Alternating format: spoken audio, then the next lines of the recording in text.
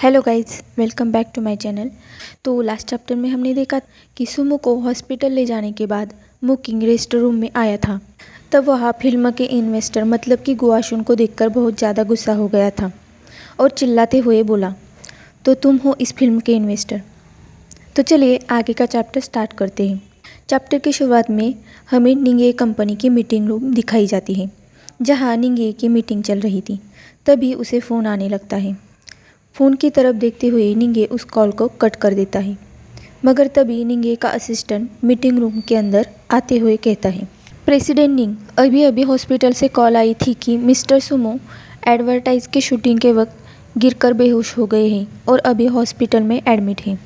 ये सुनकर निंगे अचानक से उठकर खड़ा हो जाता है और वहाँ से जाने लगता है। निंगे जाते जाते पास्ट की हुई घटना को सोच रहा था। तो चलिए देखते हैं कि पास में क्या हुआ था निंगे के साथ। वेंटिलेटर की बीप बीप चल रही थी और एक पर्सन वेंटिलेटर मास्क के साथ हॉस्पिटल की बेड पर पड़ा था। निंगे उस पर्सन का हाथ अपने हाथ में लेते हुए कहता है, वेन्नान। तभी वो वेन्नान नामक पर्सन अपनी आंखें खोलते हुए निंगे से कहता है, मुझे इसका अफसोस रहेगा कि अब मैं तुम्हारे साथ नहीं रह सकता। ये सुनकर निंगे बहुत ज़्यादा सैड हो जाता है और गुस्सा करते हुए वेन्नान से कहता है, ऐसी नॉनसेंस बातें मत करो तुम। और वो वेन्नान का हाथ अपने हाथ में लेकर रोने लगता है। उसे ऐसे रोते हुए देखकर वेन्नान कहता है, मुझे यकीन नहीं होता कि इतने वार्म हाथों वाला पर्सन एक कोल्ड ब्लडेड पर्सन है। मतलब कि गाइज, ये जो निंगे है ना, वो अपने इमोशंस हमेशा हाइड करके रखता है। और वेन्नान आगे कहता है, इसीलिए मैं तुम्हें सजेस्ट करता हूँ कि फ्यूचर में जिससे भी तुम प्यार करोगे उससे अपनी फीलिंग कभी भी हाइड करके मत रखो।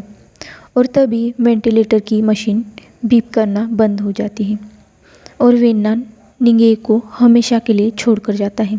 तो गाइज, मैंने सेकेंड या थर्ड चैप्टर में इसी पर्सन का जिक्र किया था। तो ये वही वेन्नान है जिसको निंगे ने पास में खोया है। इसी मेमोरीज़ को सोचते हुए निंगे हॉस्पिटल में एंटर होता है। वो बहुत जल्दी से सुमो जिस रूम में एडमिट था वहाँ जाता है। वहाँ पर जिसू को देखकर निंगे उसकी कंधों को पकड़कर उससे वरीडली पूछता है, क्या हुआ है सुमो को। जिशु अपनी गले को साफ करते हुए कहता है, उसे हाइपोग्लाइसेमिया हुआ था और वो बहुत ज़्यादा थक चुका था, मगर अब वो ठीक है।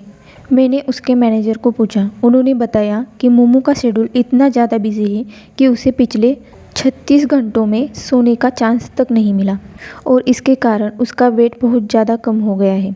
निश्चित रूप से वो खुद पर बहुत ज़्यादा जोर दे रहा है वर्कलोड के लिए। जिशु अपना हाथ निंगे के कंधे पर रखते हुए उसे टीजिंग करते हुए आगे बोलता है, क्या तुम उसे बहुत ज़्यादा प्रेशराइज कर रहे हो। ये सुनकर निंगे जिशु को धकेलते हुए उससे कहता है, ये मेरा काम नहीं है। मगर यहाँ सुमो के मैनेजर निंगे को देखते हुए मन में सोचने लगती है, प्रेसिडेंट निंग, आपको इसे सीरियसली रिकन्सिडर करना होगा।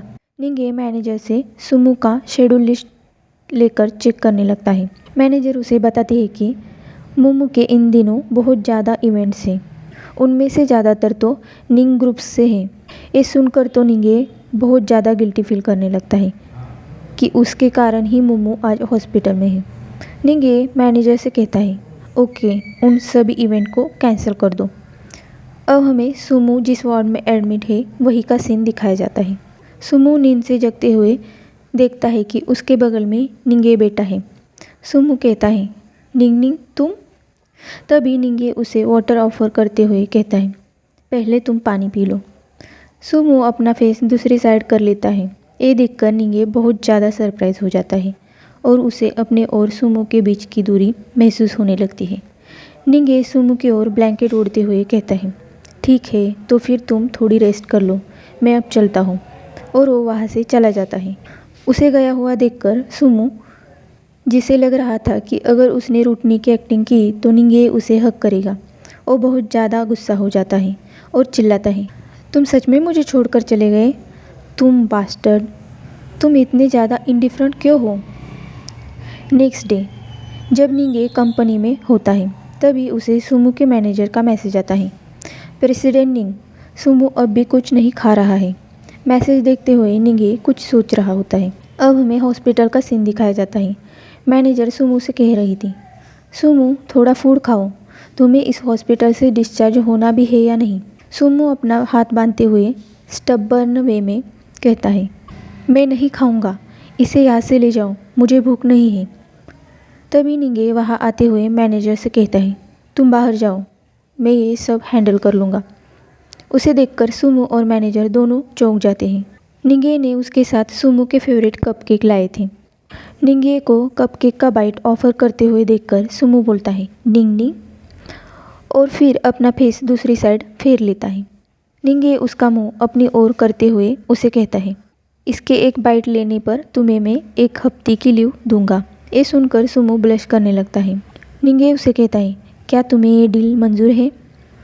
उसे अपने इतने पास देखकर सुमो बहुत ज़्यादा ब्लश करने लगता है और वो मन में सोचता है, एक बाइट 1 हफ्ते की छुट्टी के लिए, और वो उन कपकेक को खाने लगता है। उसे कपकेक खाते देखकर निंगे हैप्पी हो जाता है। सुमो सारा कपकेक खा लेता है और पानी पीते हुए निंगे से कहता है, जो कि अपने आईपैड में कुछ डॉक्यूमेंट्स देख रहा था। सुमो कहता है, वेल लास्ट टाइम तुमने जो होटल में देखा था वो। तभी निंगे उसकी बात बीच में काटते हुए कहता है, बोलना बंद करो, मुझे ये सब पता है। ये सुनकर तो सुमो सरप्राइज हो जाता है और आगे कहता है, इसके अलावा मेरे और जीशू के बीच वैसा रिलेशनशिप नहीं है जैसा तुम समझ रहे हो। निंगे अपनी नज़र ना उठाते हुए सुमो से कहता है, ऐसा समझो को ये भी मुझे पता है। ये सुनकर तो सुमो बहुत ज़्यादा हैप्पी हो जाता है और कहता है, यस, मैं बहुत ज़्यादा खुश हूँ। और अपना ब्लैंकेट ओढ़ते हुए निंगे से कहता है, तो फिर अब तुम्हें मुझे सुला देना चाहिए, ऐसा समझो कि ये भी तुम्हें पता है। उसकी बात सुनकर निंगे सरप्राइज हो जाता है और कहता है, ठीक है।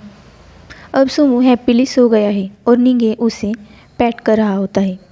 तभी सुमो अचानक से अपनी आंखें खोलता है और पाउट करते हुए निंगे से कहता है, और हाँ, मुझे कल बहुत सारे कपकेक्स चाहिए।